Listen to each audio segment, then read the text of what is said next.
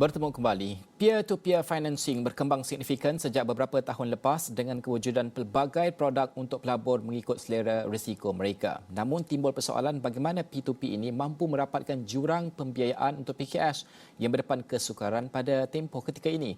Bagaimana pula soal pengurusan pelabur yang pastinya mahukan jaminan supaya pelaburan mereka berbaloi. Kita bersama dengan pengasas platform P2P co-founder Paul Kwan yang bersedia pada ketika ini. Paul, thank you so much for joining us. Co-founder is the latest entrant into the growing P2P ecosystem in Malaysia and of course headed by you, a veteran in the banking industry. Share with us, how has the journey been so far? Good morning, Najib. Good morning. Firstly, thank you and Astro Avani for having me on. It has been a very interesting, at the same time, learning experience for us. As you know, this is fairly new in the market, and we are very excited about the plans that we have in place. The interesting part is that there is a trend now that has been leading towards more digitalization. We're seeing more online searches going for when you're looking for financing. A lot more SMEs are going online. So this has truly been a very interesting journey for us. Can you also explain to our viewers on the alternative financing such as the P2P or peer-to-peer financing industry landscape and the situation in Malaysia, considering that the business is to be fairly new in this country? Yes. As you know, there are many entrepreneurs and SMEs in Malaysia with workable ideas. And all these companies needs funding to sustain and to grow their business. However, raising capital can be a tedious process, it can be costly, and at times it can be quite disappointing for micro, small and medium enterprises. So as a result, this has been reported that there is a funding gap of Ringgit Malaysia 80 billion in the market for this sector. Hence, as an alternative, the Securities Commission introduced peer-to-peer financing under a regulated environment in 2016. Solely with the purpose to promote financial inclusion for micro, small and medium enterprises. To date, we've very encouraged by the response that we received. Just recently at the SC by SC event, the SC chairman, Datuk Zaid Alba, highlighted that once again, peer-to-peer financing and as well as equity crowdfinancing has been able to meet and support the funding needs of the micro, small and medium enterprises.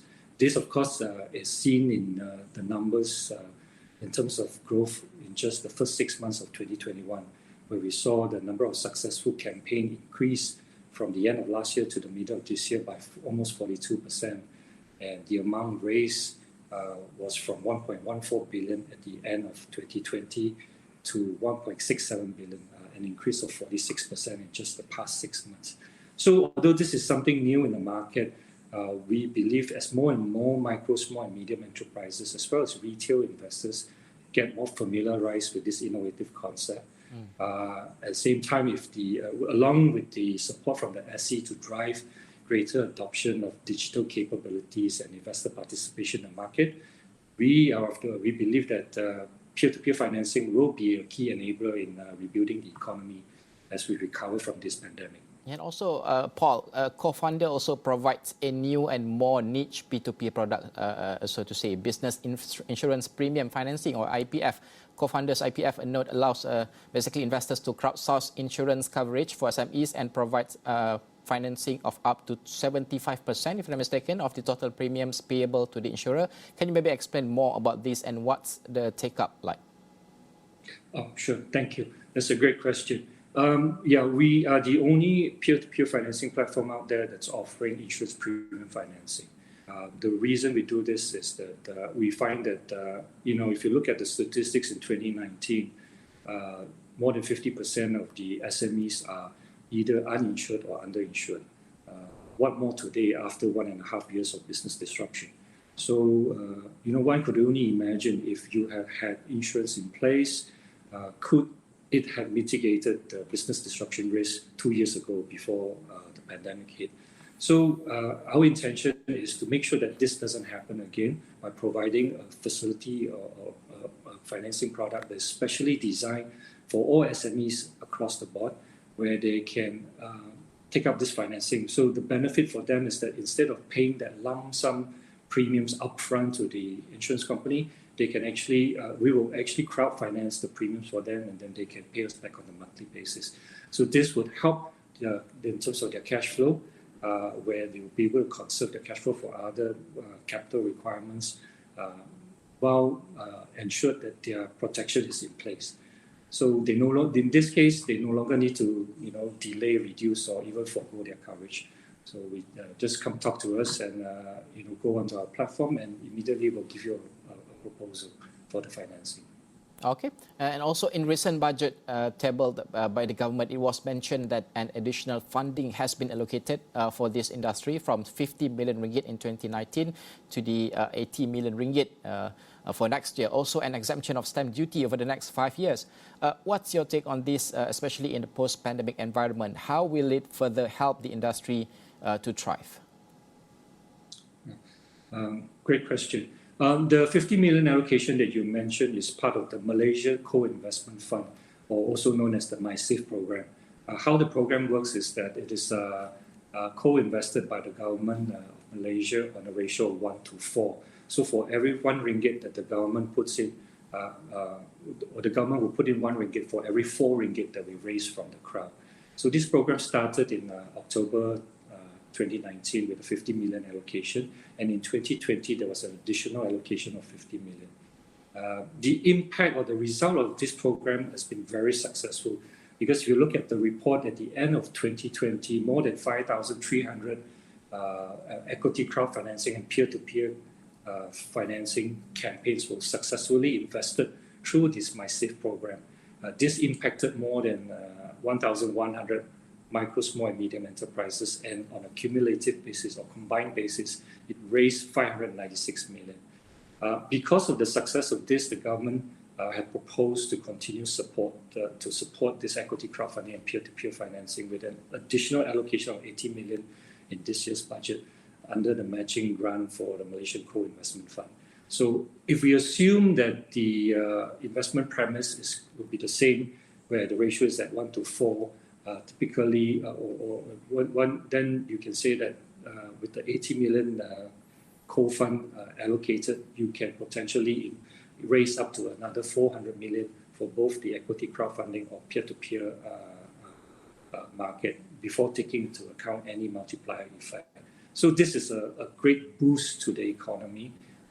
As such, we always encourage all the micro, small and medium enterprises out there to consider peer-to-peer or equity crowdfinancing as an alternative financing if they are in the market looking to raise capital. And as you mentioned, in addition to that, there is that 100% stamp duty exemption to be given to P2P financing agreements for the next 5 years. So this would translate into additional cost savings at about 5,000 ringgit for every 1 million ringgit raise. So please take advantage of this, apply through us or apply through any of the P2P crowdfinancing platform or the equity crowdfinancing platform, depending on your funding requirements. I want to get your point of view, Paul, if that's possible. We've seen many SMEs weren't able to service their debt, and also certainly the NPL is slightly higher for certain banks despite the moratorium. Now that we have an initiative called URUS under the AKPK and banks, do you see that this signals an alarm about the risk of more default payment for P2P especially? Okay, that's a very interesting question. We have safeguards in place when we... okay, let's put it this way. I think every P2P player out there have their own way of assessing credit. In our case, we have certain safeguards in place when we do extend up a facility. So our approach has always been not to avoid risk, but to know how to manage risk.